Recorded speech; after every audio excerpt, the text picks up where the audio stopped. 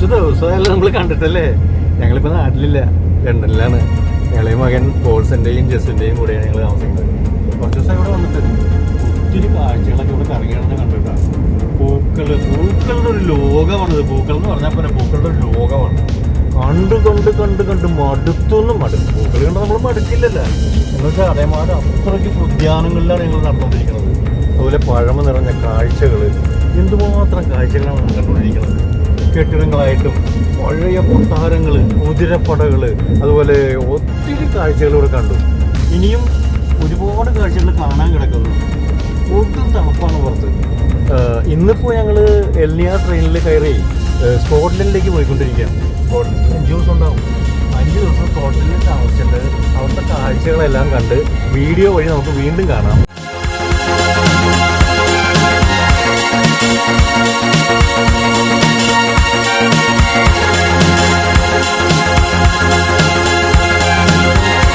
പോകുന്ന വഴി പശുക്കള്, കുതിരകള്, ആടുകളെന്ന് പറഞ്ഞാൽ ചെമ്മരിയാടുകളാണ്. നോക്കട്ടെ, ആ ദൂരത്തോളം അവ ഇങ്ങനെ മേഞ്ഞു നടക്കുകയാണ്. ഈ ആടുകളെയൊക്കെ കണ്ടപ്പോഴുണ്ടല്ലോ, എനിക്ക് പുൽക്കൂട്ടിൽ നമ്മൾ വെക്കുന്ന ആടുകളില്ലേ, അതിനെയാണ് ഓർമ്മ വന്നത്.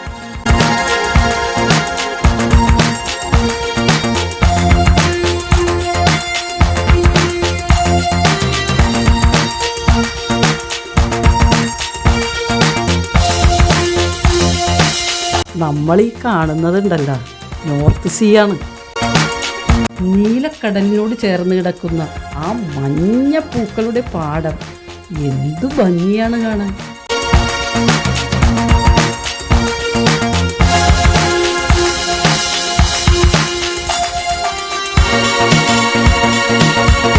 ഞങ്ങളീ പോകുന്ന വഴി മുഴുവനും മഞ്ഞപ്പൂക്കൾ നിറഞ്ഞ പാടങ്ങളാണ്. റേപ്പ് സീഡ് എന്താണ് ഇതിനെ വിളിക്കുന്നത്.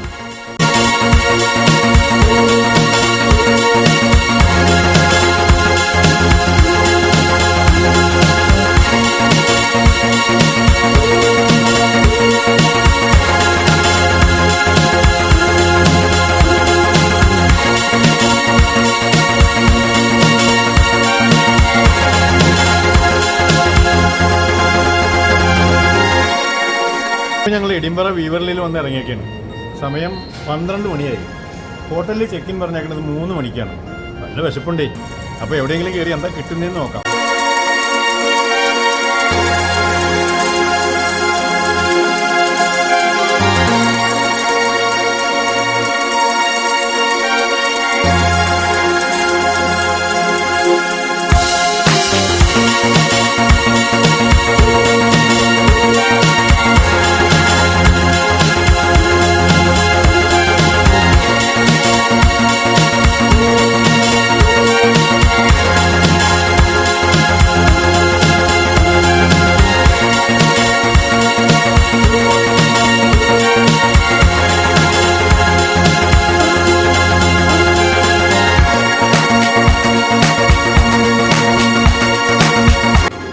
ഭക്ഷണമൊക്കെ കഴിഞ്ഞ് ഞങ്ങളുടെ റൂമിലെത്തി. ഇനി ഞങ്ങളൊന്ന് ഫ്രഷ് ആവട്ടെ.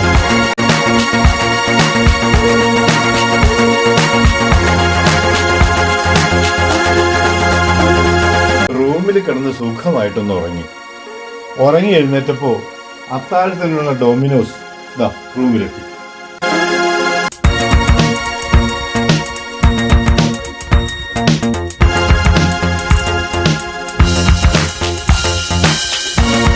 നാളെ ഞങ്ങൾ ഹൈലാൻഡ് ടൂറിനാണ് പോകുന്നത്.